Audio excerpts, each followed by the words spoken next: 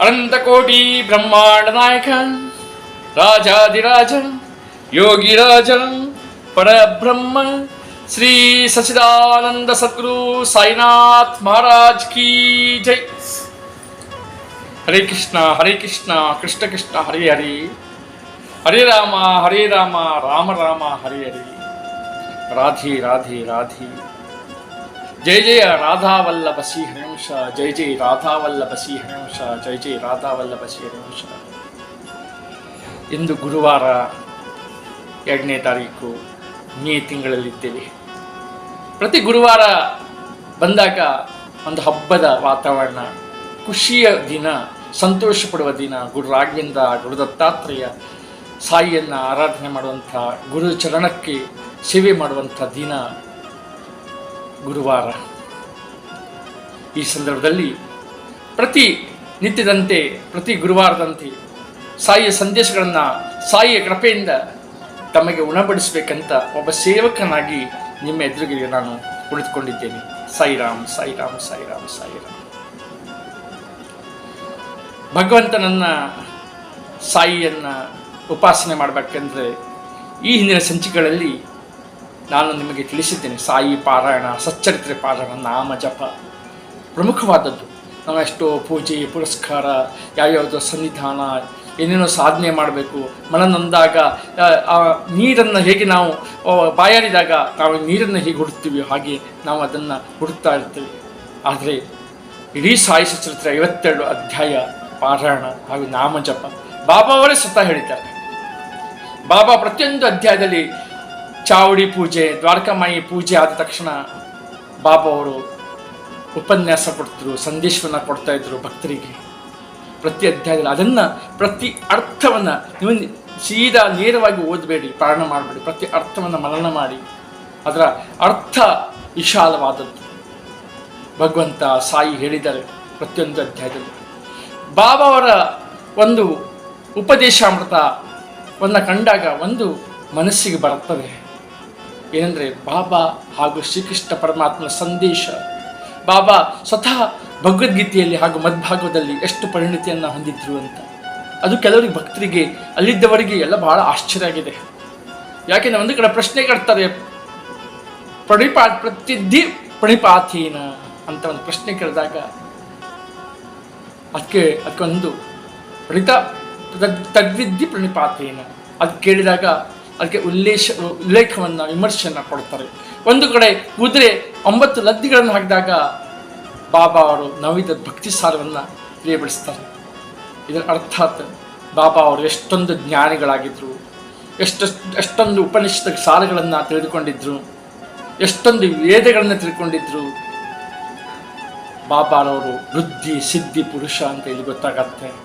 ಒಂದು ಸಾಧನಾ ಪುರುಷ, ಸಂತ, ಗುರು ಅಂತ ನಾವು ಚರಣದಲ್ಲಿ ನಾವು ಭಕ್ತಿಯಿಂದ ಬಾಬಾ ಅವರನ್ನು ಸೇವೆ ಮಾಡುತ್ತೇವೆ. ಬಾಬಾ ಅವರವರ ಸೇವೆಯಲ್ಲಿ ಭಗವಂತನ ಸೇವೆಯನ್ನು ಮಾಡಬೇಕಿದ್ರೆ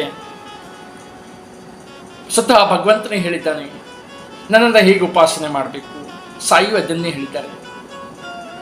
ಉಪಾಸನೆ ಮಾಡೋದಾದರೆ ಯಾವ ನಿಯಮಗಳನ್ನು ನಾವು ಪಾಲಿಸಬೇಕು, ಭಗವಂತ ನನಗೆ ಯಾರು ಇಷ್ಟ ಅಂತ, ಅದು ಸಾಯಿ ಜೊತೆಯಲ್ಲಿ ಬಾಬಾ ಅವರು ಅದೇ ರೀತಿ ಉಲ್ಲೇಖ ಮಾಡಿದ್ದಾರೆ.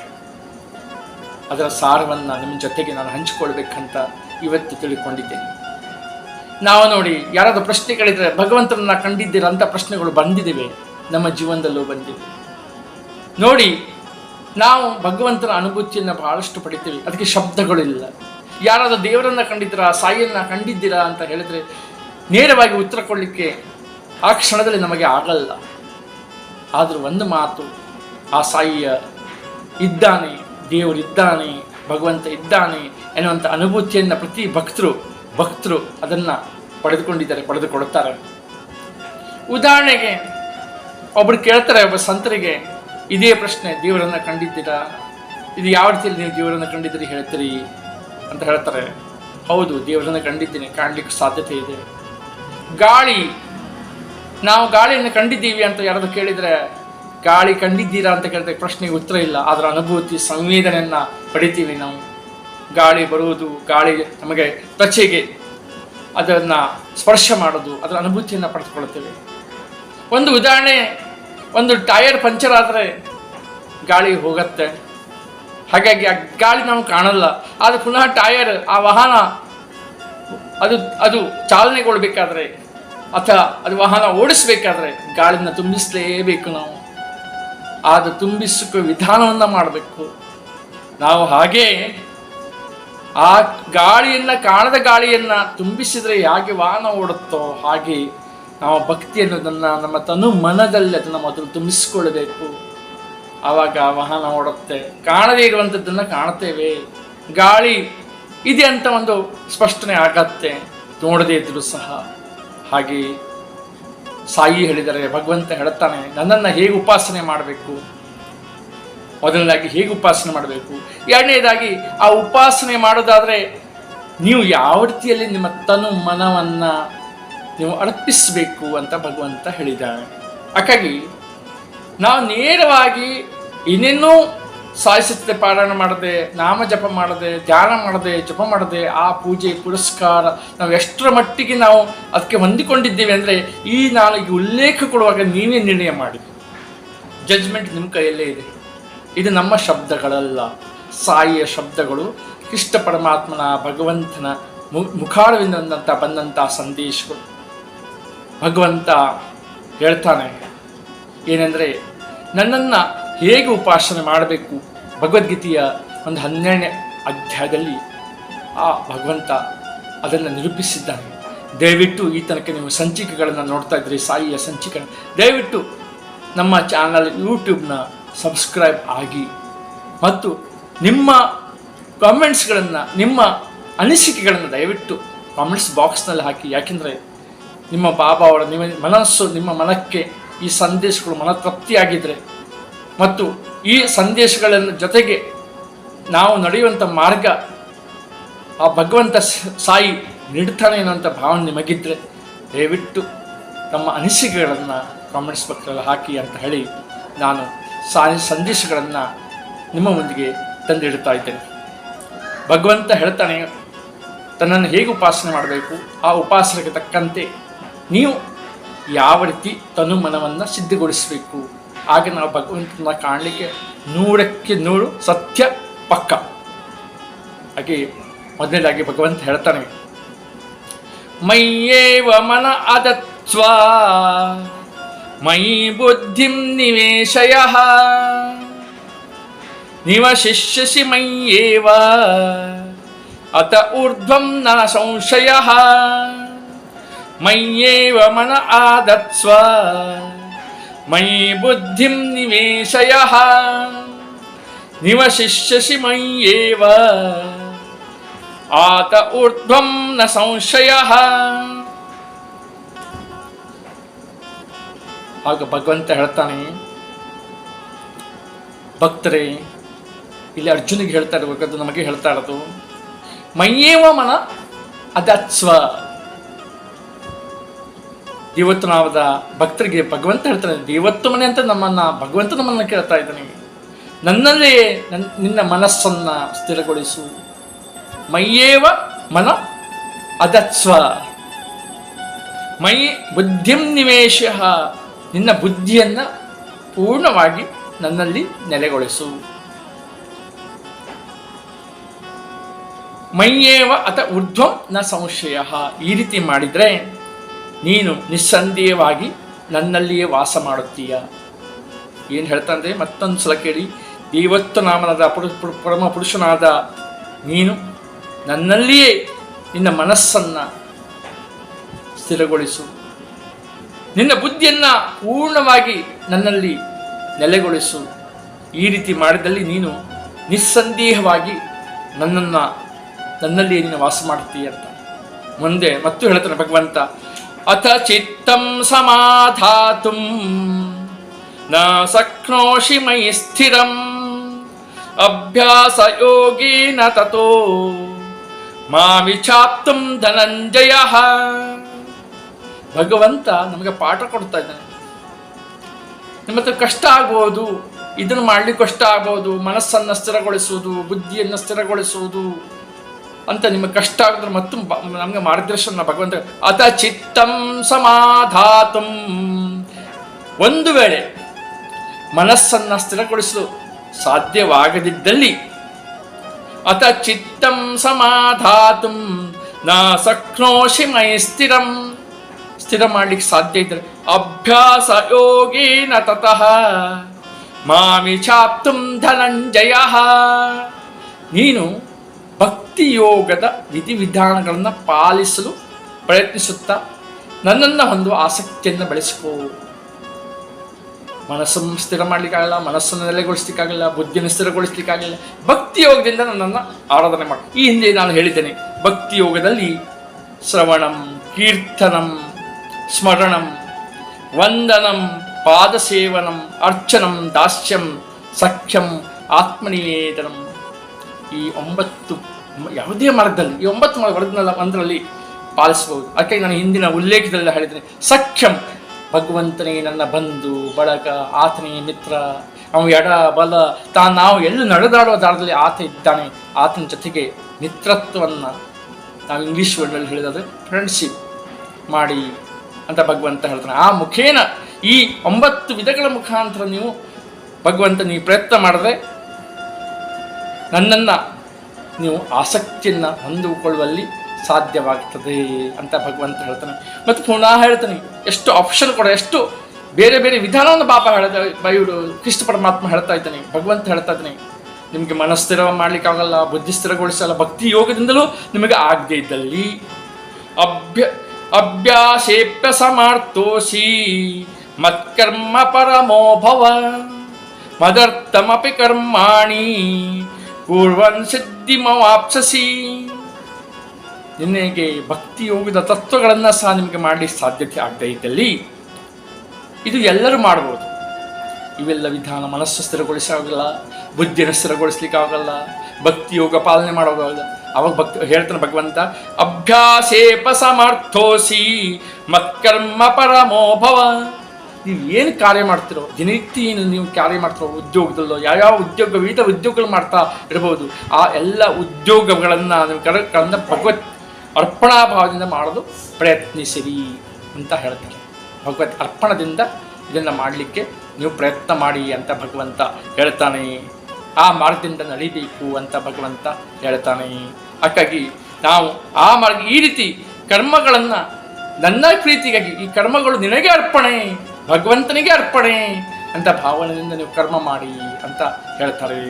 ಅದನ್ನು ಮಾಡಲಿಕ್ಕೆ ಪರಿಪೂರ್ಣತೆಯನ್ನು ನೀನು ಈ ರೀತಿ ಮಾಡಿದ್ರೆ ನನ್ನನ್ನು ಕಾಣಲಿಕ್ಕೆ, ನನ್ನ ಜೊತೆಗೆ ಬೆರೀಲಿಕ್ಕೆ ಸಾಧ್ಯ ಆಗತ್ತೆ ಅಂತ ಭಗವಂತ ಹೇಳ್ತಾನೆ. ಮುಂದೆ ಭಗವಂತ ಮತ್ತು ಪುನಃ ಹೇಳ್ತಾನೆ, ಒಂದು ವೇಳೆ ಅಥೈತದಪ್ಯಸೋಸ್ತೋಸಿ ಕರ್ತುಂ ಮದ್ಯೋಗಮಾಶ್ರಿತಃ ಸರ್ವಕರ್ಮ ಫಲತ್ಯಾಗಂ ತತ ಕುರು ಯಥಾತ್ಮವಾನ್. ಅಥೈತದಪ್ಯಸಕ್ತೋಸಿ ಕರ್ತುಂ ಮದ್ಯೋಗಮಾಶ್ರಿತಃ. ಒಂದು ವೇಳೆ ನನ್ನ ಪ್ರಜ್ಞೆಯಲ್ಲಿ ಕರ್ಮಗಳನ್ನು ಮಾಡಲು ಸಾಧ್ಯವಾಗಿ ಅದನ್ನು ಮಾಡಲಿಕ್ಕೆ ಆಗದಿದ್ದಲ್ಲಿ ಕರ್ಮ ಫಲಗಳನ್ನು ತ್ಯಾಗ ಮಾಡು.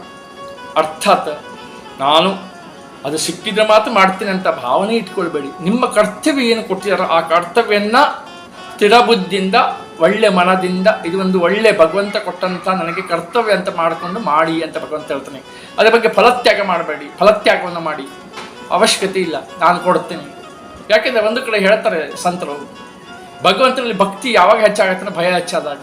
ಆದರೆ ಯಾವಾಗ ಸ್ವಾರ್ಥ ಕೂಡಿ ಅದು ಫಲಪ್ರದ ಆದರೆ ಭಕ್ತಿ ಮತ್ತು ಪುನಃ ಹಾಳು ಹೋಗುತ್ತೆ. ಯಾಕೆಂದರೆ ಕೆಲವರು ಭಕ್ತಿ ಮಾಡೋದು ಕೇವಲ ತಮ್ಮ ಸ್ವಾರ್ಥಕ್ಕಾಗಿ, ತಮ್ಮ ಉಪಯೋಗಕ್ಕಾಗಿ. ಆವಾಗ ಭಯ ಬಂದಾಗ ಮಾತ್ರ ದೇವರ ನೆನಪಾಗತ್ತೆ, ಭಕ್ತಿ ಸೇವೆ ಮಾಡಬೇಕು. ಆ ಭಕ್ತಿಯಲ್ಲ, ಸ್ವಾರ್ಥ ಸಾಧನೆಗೆ ಭಕ್ತಿಯಲ್ಲ. ಹಾಗಾಗಿ ಭಕ್ತಿಯನ್ನು ಭಗವಂತನನ್ನು ತನು ಮನದಿಂದ ಆತನ ಪರಿಪೂರ್ಣವಾಗಿ ನಮ್ಮ ದೇವರು ಕೊಟ್ಟಂಥ ನಮ್ಮ ಮಾರ್ಗದಲ್ಲಿ ಜ್ಞಾನ ಮಾರ್ಗದಿಂದ ಭಗವಂತನನ್ನು ಕಾಣ್ತಾ ಇರಬೇಕು ಅಂತ ಭಗವಂತ ಹೇಳ್ತಾನೆ. ಅದಕ್ಕೆ ಭಗವಂತ ಹೇಳ್ತಾನೆ, ನಿನ್ನ ಕೆಲಸ ಮಾಡುವಾಗ, ನಿನ್ನ ಕರ್ಮ ಮಾಡುವಾಗ ಫಲವನ್ನು ತ್ಯಾಗ ಮಾಡಿಕೊಂಡು ನೀನು ಏನು ಮಾಡಿದ್ರೂ ಆ ಭಗವಂತನಿಗೆ ಅರ್ಪಣೆ. ನನ್ನಿಲ್ಲ ದೇವರೇ, ನೀನೇ ಏನು ಕೊಡ್ತೀನಿ, ನೀನು ಕೊಡು ಅಷ್ಟು, ನೀನು ಎಷ್ಟು ಕೊಡ್ತೀಯೋ ಅಷ್ಟು ಕೊಡು ಅಂತ ಪ್ರಾರ್ಥನೆ ಮಾಡಿ ಅಂತ ನನ್ನ ಚಿಂತನೆ ಮಗ್ನಗೊಳಿಸಿ. ಮತ್ತೊಂದು ಹೇಳ್ತಾನೆ ಭಗವಂತ, ಕೊನೆಯದಾಗಿ ಹೇಳ್ತಾನೆ, ಮತ್ತೆ ಪುನಃ ಹೇಳ್ತಾನೆ ಏನಂತ, ಶ್ರೇಯೋ ಹಿ ಜ್ಞಾನಮಭ್ಯಾಸ ಜ್ಞಾನಜ್ಞಾನಂ ವಿಶಿಷ್ಯತೆ ಧ್ಯಾನಾತ್ ಕರ್ಮ ಫಲ ತ್ಯಾಗ ಶಾಂತಿರನಂತರಂ. ಅದು ನಿನಗೆ ಸಾಧ್ಯ ಆಗುವುದಿಲ್ಲ. ಮನಸ್ಸು ಸ್ಥಿರಗೊಳಿಸ್ಲಿಕ್ಕಾಗುವುದಿಲ್ಲ, ಬುದ್ಧಿ ಸ್ಥಿರಗೊಳಿಸ್ಲಿಕ್ಕಾಗುವುದಿಲ್ಲ, ಅಥವಾ ನಿನ್ನ ಮನಸ್ಸನ್ನು ಸ್ಥಿರವನ್ನು ಕಳಿಸ್ಕೊಂಡು ನನ್ನ ಬಗ್ಗೆ ನಿನಗೆ ಆರಾಧನೆ ಮಾಡಲಿಕ್ಕೆ ಆಗಲ್ಲ. ಅದು ಈಗ ಭಕ್ತಿ ಯೋಗದ ಭಕ್ತಿಗಳ ಮೂಲಕ ನನ್ನನ್ನು ಕಾಣು, ಅದು ಆಗುವುದಿಲ್ಲ. ಎಲ್ಲವೂ ಕರ್ತವ್ಯ ನಿನಗೆ ಅರ್ಪಣೆ ಮಾಡ್ತೀನಿ, ಅದು ಆಗುವುದಿಲ್ಲ. ಪುನಃ ಹೇಳ್ತಾನೆ, ಅದು ಆಗದೆ ಇದ್ದಲ್ಲಿ ನಿನ್ನ ಏನು ಕರ್ತವ್ಯ ಫಲ ಇದೆ ದೇವರಿಗೆ ಅರ್ಪಣೆ ಅಂತ ಮನೋಭಾವನು ಫಲತ್ಯಾಗವನ್ನು ಮಾಡುವ ಹೇಳ್ತಾನೆ, ಅದೂ ಆಗುವುದಿಲ್ಲ. ಆದರೆ ಭಗವಂತ ಕೊನೆಯದಾಗಿ ಹೇಳ್ತಾನೆ, ನಿನಗೆ ಅದೂ ಸಾಧ್ಯವಾಗದೆ ಇದ್ದಲ್ಲಿ ಶ್ರೇಯೋಸಿ ಜ್ಞಾನಮಭ್ಯಾಸ, ಜ್ಞಾನ ಮಾರ್ಗವನ್ನು ಪಡೆದುಕೊಂಡು ಭಗವಂತನ ಚಿಂತನೆ ಮಾಡು. ಯಾಕೆಂದರೆ ಈ ಕಲಿಯುಗದಲ್ಲಿ ಭಗವಂತನ ಈ ಜನ್ಮದಲ್ಲಿ ಬಂದದ್ದು ಜ್ಞಾನ ಮಾರ್ಗವನ್ನು ಪಡೀಲಿಕ್ಕೆ, ಯಾವುದೇ ಸಂಪಾದನೆಯನ್ನು ಮಾಡಲಿಕ್ಕಲ್ಲ.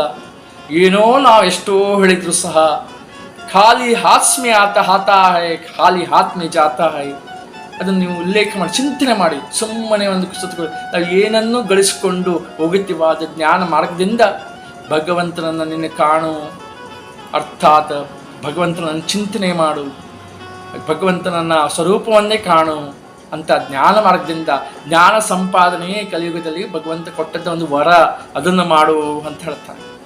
ಇಷ್ಟು ಹೇಳಿದ ಮೇಲೆ ಇದು ಉಪಾಸನೆ ಮಾಡೋದಾಯಿತು. ಸಾಯಿಬಾಬಾ ಹೇಳಿದ್ದು ಅದೇ ರೀತಿ, ಬಾಬಾ ಹೇಳಿದ್ದು ಮತ್ತು ಶ್ರೀಕೃಷ್ಣ ಪರಮಾತ್ಮ ಹೇಳಿದ್ದು, ಭಗವಂತ ಹೇಳಿದ್ದು, ಇದು ಉಪಾಸನೆ ಬಗ್ಗೆ ನಿಲುವನ್ನು ತಿಳಿಸ್ಕೊಟ್ಟದ್ದು. ಪುನಃ ಆ ಉಪಾಸನೆ ಮಾಡಿದ್ರೆ ನಿನ್ನ ತನು ಮನ ಹೇಗೆ ಉಪಾಸನೆಗೆ ಸಜ್ಜಾಗಬೇಕು.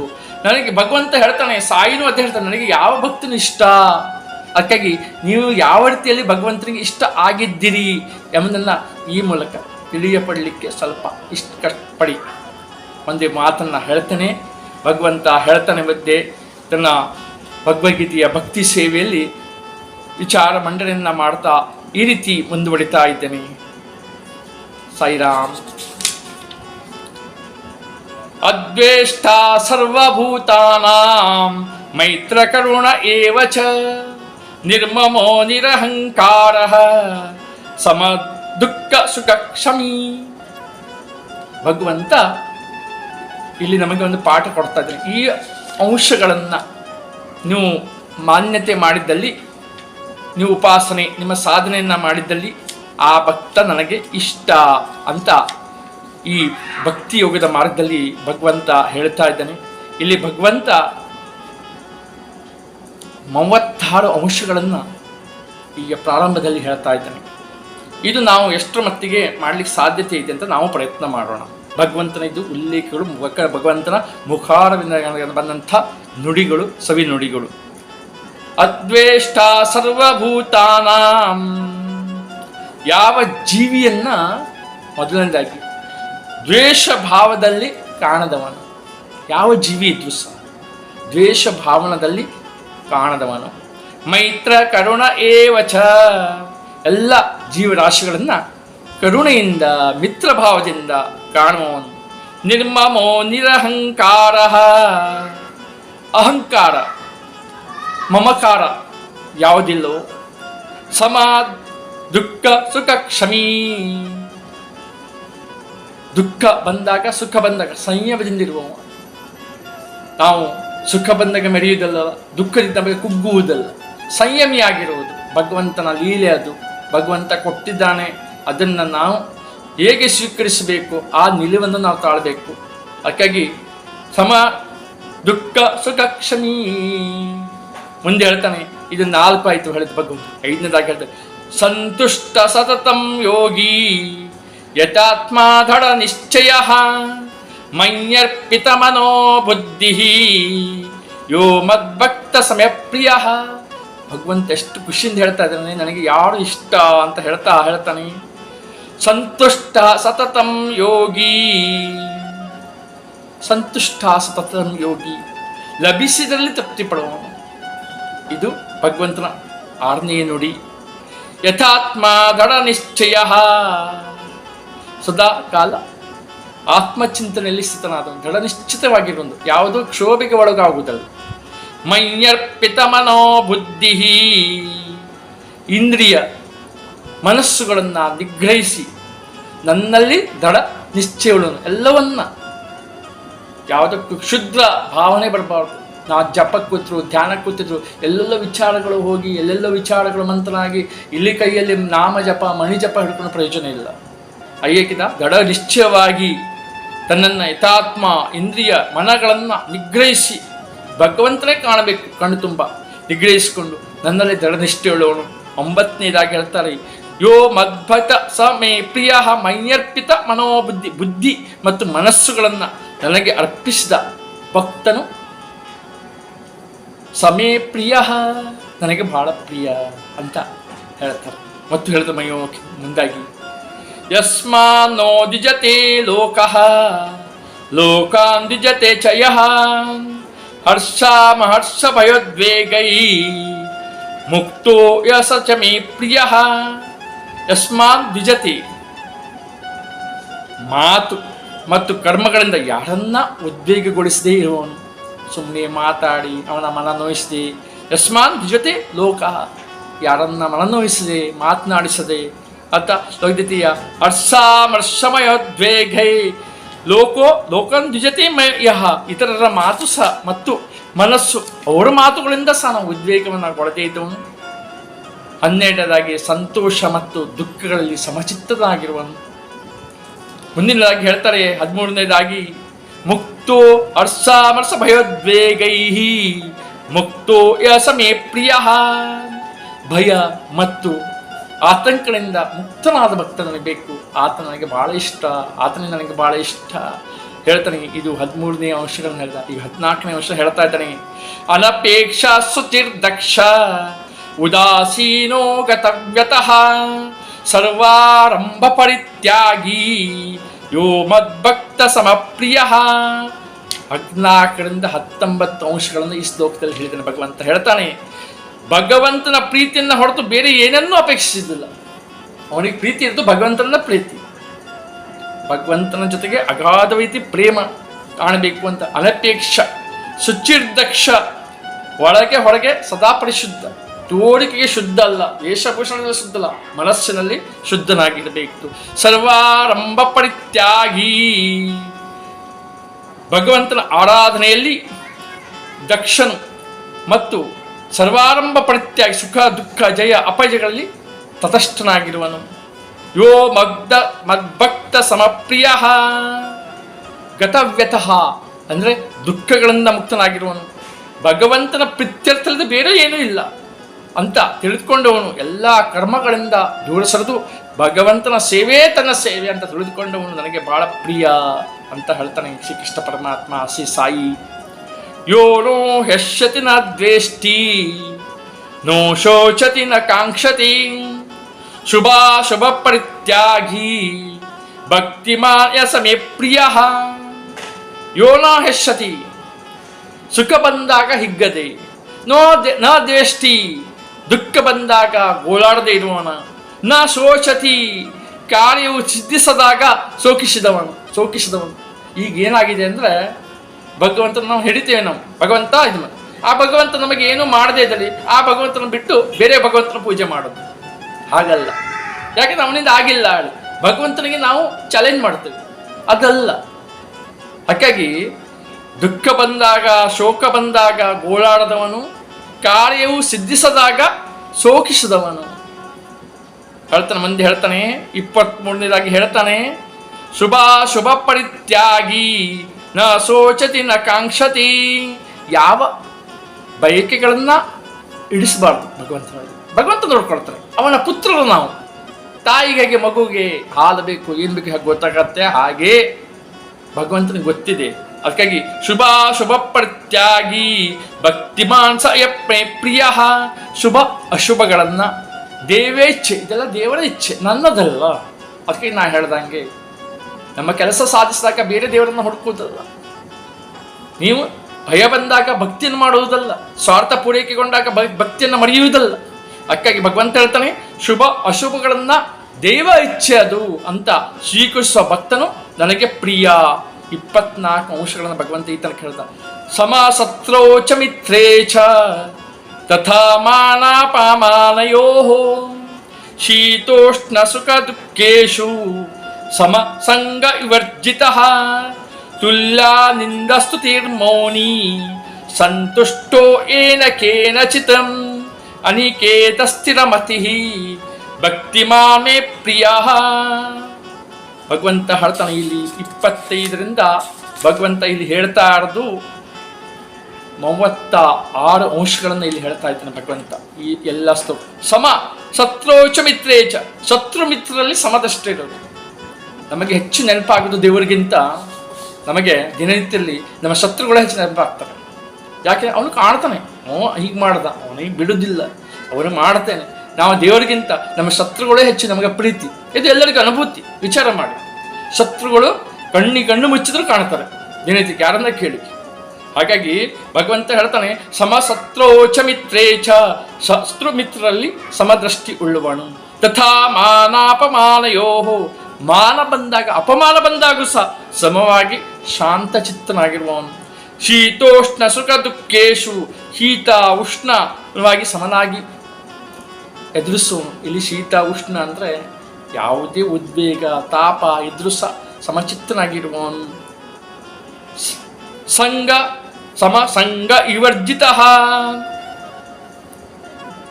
ಎಲ್ಲ ಸಹವಾಸದಿಂದ ನಾವು ದೂರ ಇರುವನು, ಒಳ್ಳೆಯ ಸಂಘದಲ್ಲಿರುವವನು.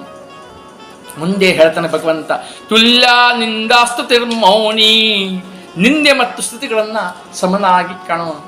ನಾವೇನು ಮಾಡ್ತೇವೆ, ಏನಾದರೂ ನಮ್ಮ ಶತ್ರುಗಳು ಅಥವಾ ಯಾರನ್ನ ನಮಗೆ ತುಲ್ಲಿಂದ ನಿಂದೆಯನ್ನು ಮಾಡಿದ್ರೆ ಪುನಃ ಉತ್ತರ ಕೊಡ್ತೀವಿ, ಪುನಃ ನಾವು ಅಪಮಾನ ಅವರ ಶಬ್ದಕ್ಕೆ ನಾವು ಮೂರ್ಖರಾಗಿ ವರ್ತಿಸ್ತೀವಿ. ಅದನ್ನು ಮಾಡಬಾರ್ದು.